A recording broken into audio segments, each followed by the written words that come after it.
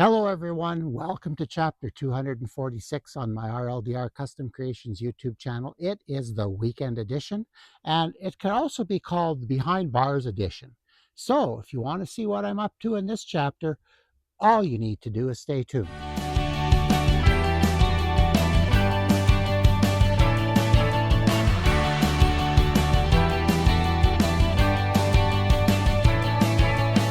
Well, a little bit of dry humor there in my introduction, but if you haven't already guessed, today's chapter is going to be about installing the lumber racks in my opening. And so I have them all done now. I finished grinding and painting this morning, and now we're about middle of the afternoon, and the first one's ready to go in. I can't put lumber on it just yet. I don't think, maybe you can see it. I don't have all the screws in to hold the metal on yet, and I'm going to do that before I put all the lumber in there. It just makes it easier. I finished off screwing the soffit on this last week, so that's ready to go.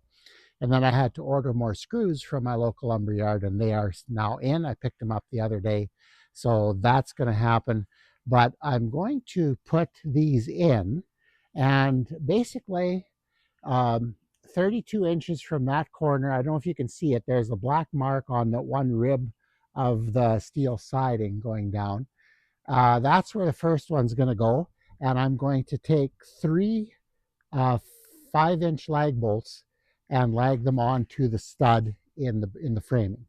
So the ripply siding is going to make that a little bit challenging, but I do have some little blocks for shims that I can put in so that it stays, square to the building. So the arms are square to the building. So yeah, it's an exciting time. I'm looking forward to getting this done and getting that pile of lumber, which is behind the camera, in here. So yeah, so maybe just to show you what I'm going to do, the first one's going to go here, the next one's going to go here, and the last one's going to go here. That gives me about 4 feet here where I can put some other storage in. And I haven't quite decided what would be the best for that yet. I'm thinking maybe of taking a plastic shelving rack, which I do have a couple of extras, and maybe putting some turning blanks out here yet. But it's a pretty inefficient way of storing them because I've got quite a bit of stuff to store. So, but we're going to put the main wood in and get that done, and then we're going to make a decision for this part here. So, okay, with that in mind, I'll bring you back when I'm starting to put that one in. Well, as you can see, I finished shooting this video already, but it looks like in the video that I'm going to show you putting the very first standard in, that one back there. And in fact, what I show you in the video is the second one, because the video I shot of the second one is so much more concise and I think better done. So if you notice that there's a little bit of a change, I'm going from the first to the second, that's why. So with that in mind, let's get on with the video.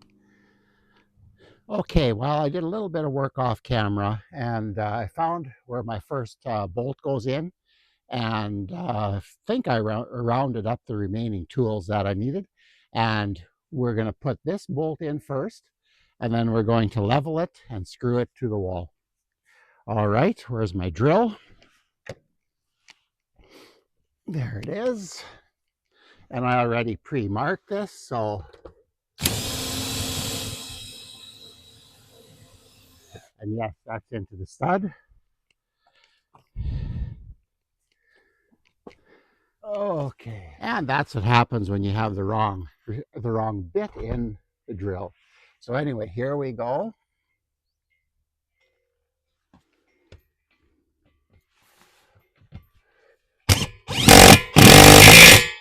There we go. Now I'm really happy that I didn't put these little temporary or these pseudo footings in any sooner, or I didn't fast them in, because this one's about 3/4 inch low at the nose. I've got to raise it up. But here, let's just get a good old level here. And I'm not blocking the way there. Okay, it's a little out. It looks pretty good on the wall. There might be a little bit of a welding error involved there. Actually, that looks really good right here. The other thing that isn't as important, but it's a little out, about 1/8 of an inch, maybe a little bit more. Yeah, 1/4. And I expected that. My hope is, though, that the ends are level, so it looks good. And these are perfect, actually. And this is off a little bit. That I kind of expected. So, you know, you do the best you can. And the welding, things are always moving. It's not that easy, in my opinion, to keep things perfectly square. Now, I'm just going to look by eye. That looks really good, actually. Okay, and I did forget one thing already. Tell you, you get carried away making video and you forget things that you need to know. So on the first one, it's sitting on one of the ribs. On this one, it's not. So what I'm going to do is put oh, you can't even see that, a plywood shim behind here.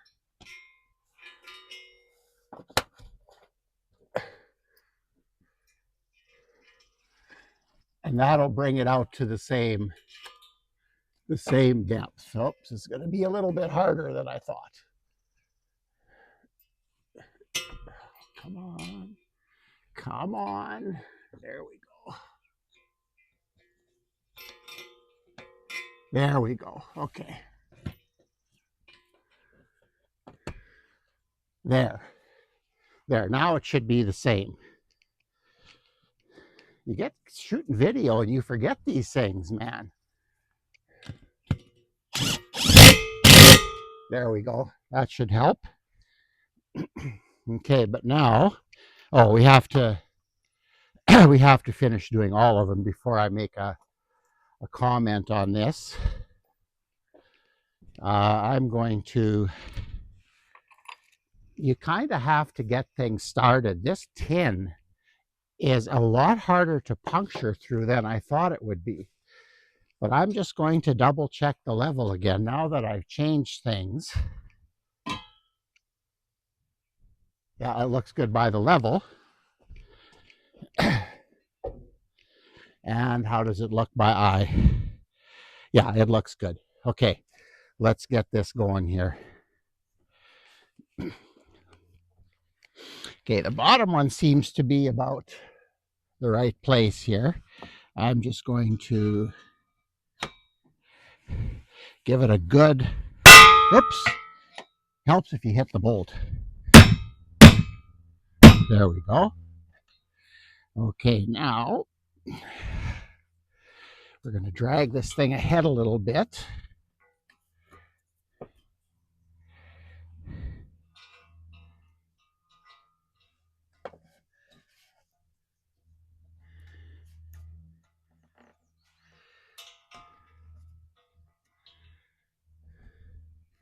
Come on. There. On the other one, I put shims in, but since it was kind of halfway on a rib, I just slid them in the side. These I actually drilled holes into to make sure they stayed in place. Okay, and maybe what I should do before I get too far ahead of myself here is slide the other one in position, because now it's going to be getting tighter. Where is that other one? There it is. I drilled the wrong one there. Look at that. Oh well. I don't think it matters that much.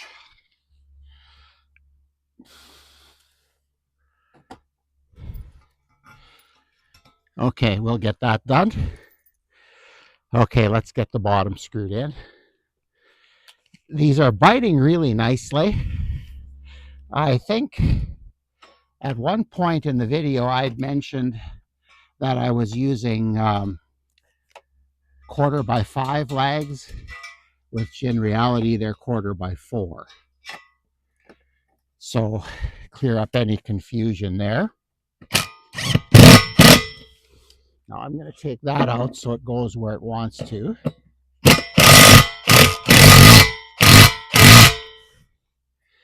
There we go. I can live with that.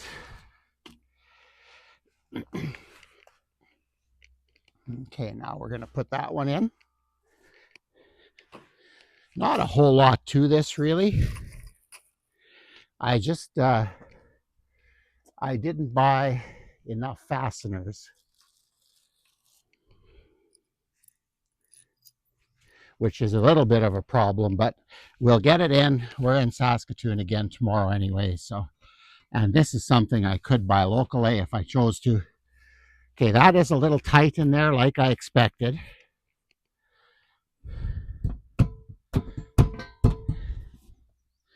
Nope, that's not going. Okay, we're going to have to back this one out just a little bit.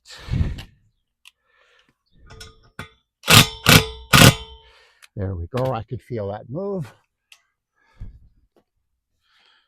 Oh, that's still tight. Okay, let's... we got to back it out a little bit more.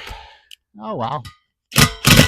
That's the joys of doing work like this. Sometimes things don't quite work out like, you know what I'm going to do, though? I'm just going to screw that in.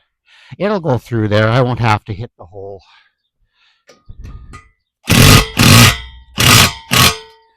There we go.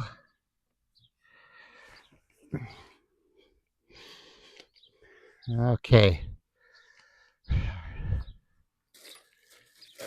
Okay. Oh, I had one there already. Okay, here we go. In we go. There we go. That's that.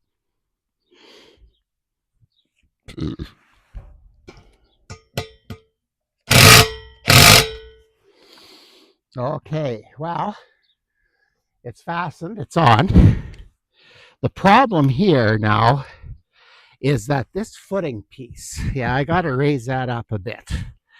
Okay, I should have maybe done that before I started this, but I didn't think that far ahead. So what we're going to do is we're just going to, oh, I know what I'm going to do.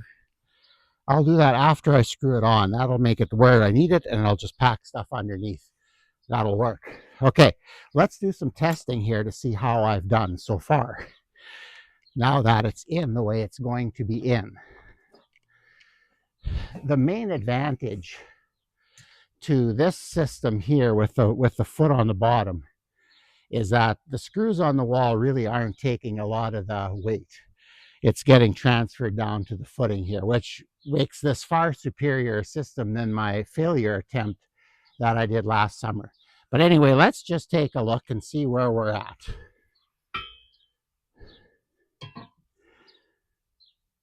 That's really good. This level really doesn't matter.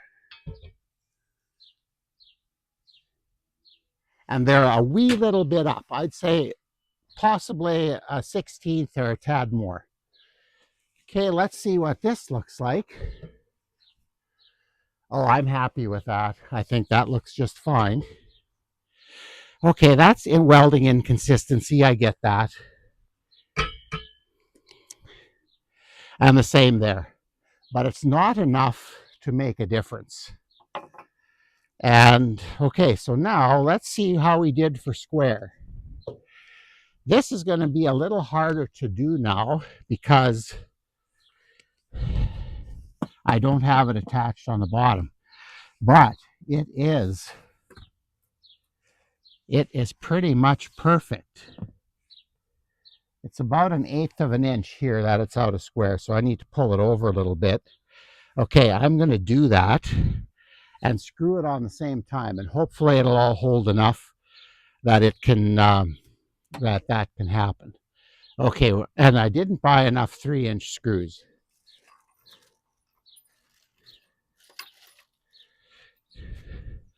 So to go into that bottom, I'm using 3-inch screws. Now I might have to do something different here. With the block being lower here, this may not work, but I'm going to make it work. Ouch, that's hard in the head. I am so looking forward to getting my lumber pile in here. And unfortunately, what happens is there's always one more thing. There, that would be it right there. In fact, if I move it even, there we go.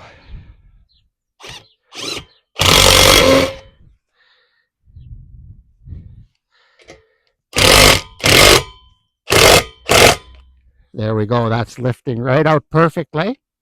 I think if I have one, I'm going to do the other side yet, and then I'm just going to pack stuff underneath. And then I think what I'm going to do is toe screw these pseudo foundation pieces onto the outside one so it stays in place. But I have a feeling once I get lumber loaded on here, none of this is going to change anyway. So let's see. Do I have another? No, I don't. Wait a second. Yes, I do. I have one here. The back is pretty good. But these, when I put these in last year, I just guesstimated where they were going. So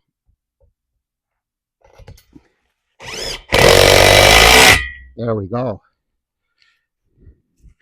And yeah, we'll just, whoops, take the hammer and pull it back and forth and work some shavings underneath there.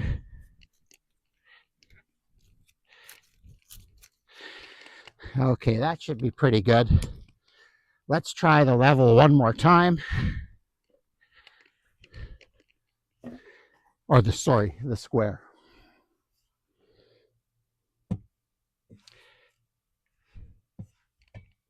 Yeah, it's moving a little bit yet. I think I need to get a device to pound that stuff underneath there, maybe a couple of rocks or something to put in. But anyway, that's the second one installed. You always learn on the first one, and then the second one prevents you cure the things in the first one, and the second one presents you with some new challenges. So but all it is, it's nothing unpredicted. And I mentioned earlier in the video, I believe, that I didn't have this all screwed on. Well, last night when my neighbors were gardening and I didn't want to shoot any video, I just came out here and quickly screwed that on, attached that. So the soffit and the tin on the walls is done. But before I can put the lumber in here, I need to do one other thing. But I don't think you're going to be able to see it in this frame. I'm going to just tip the camera up a bit and show you that. There we go. Okay, this is going to go on something like that. And my canvas or my tarp, oops,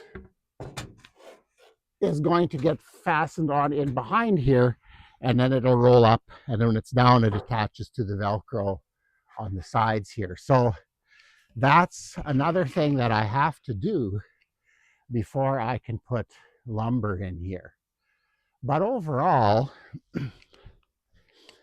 this is working out very nicely. I'm very happy with this. This is going to make such a difference on the yard. This is such a natural place for lumber storage.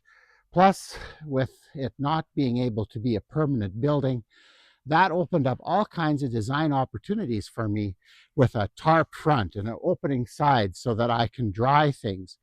Yesterday, I was looking at that door back there and seeing those horizontals that I put in there.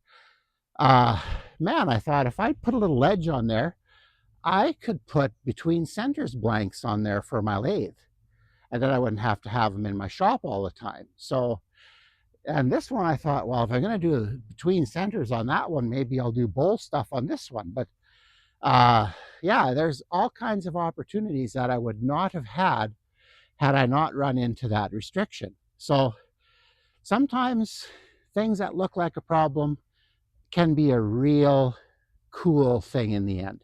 So anyway, this is in. I'm going to bring you back when I have this one in, and then we're going to put a little bit of lumber on it just to let you see what it's like. Okay, I will be back.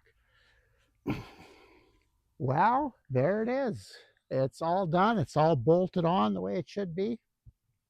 Went to my local lumber yard and grabbed a few of the fasteners that I was short and got it in nice and sturdy. So I put a little bit of wood in it just to let you see how this is going to work.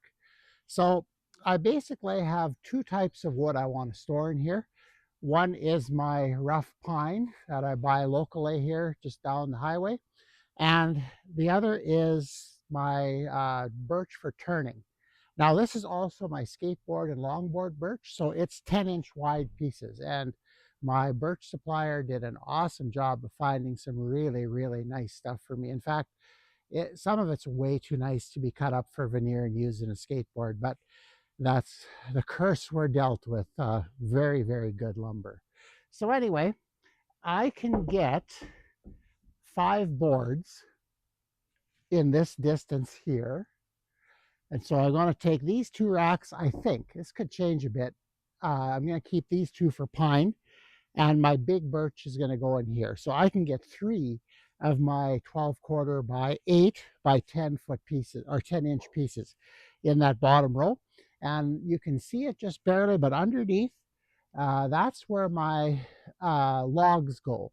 So for some classes that we do, especially when we want to do a wet turning, you need some logs, and then we show students how to cut them up, and we take that basically from log to bowl on the lathe. So that's kind of cool. But now I don't know if mine is that good anymore because it's sat under that fir tree here for almost a year now, so about 10 months. So yeah, but we'll try to use it. If not, then we'll cut it up and we'll burn it. But I'm sure we'll get to use it. But I have one little problem, and I anticipated this. Getting everything lined up perfectly when you're welding this all together is not, well, at least for me, it's not as easy as it sounds. So what happened with the middle one here is I got all the lumber holders, the supports, a little higher than the outside too. So you can see, well, this board actually, okay, out at the end, they're about even, which is a surprise.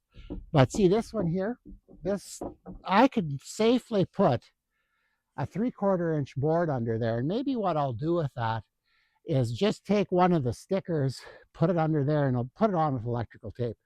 Nobody's going to ever see it anyway, and who cares if they do? It's just storage. But like I showed you in the previous clip, I've got a valance going across the top out of this pre-finished OSB, and it's going to have on the back my tarp that's going to cover this side here is going to attach to that. And then there's Velcro strips. Can you see them? Yep. Velcro strips there is going to hold this tarp on and cover this up. So the beauty of this is that I can open these end doors. Nothing here is permanent. It all could be changed. And there's a kind of a doorway back there, but it's just kind of a folding wall. So like this, can you see me? Barely.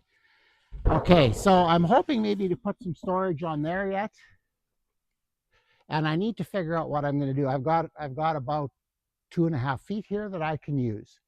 So yeah, it's coming really nicely. I'm getting to the point where now I can take that whole pile of lumber over there, pile it in here. Once I have this on, because I have to be able to reach around the back there to do that. So I want to leave this out.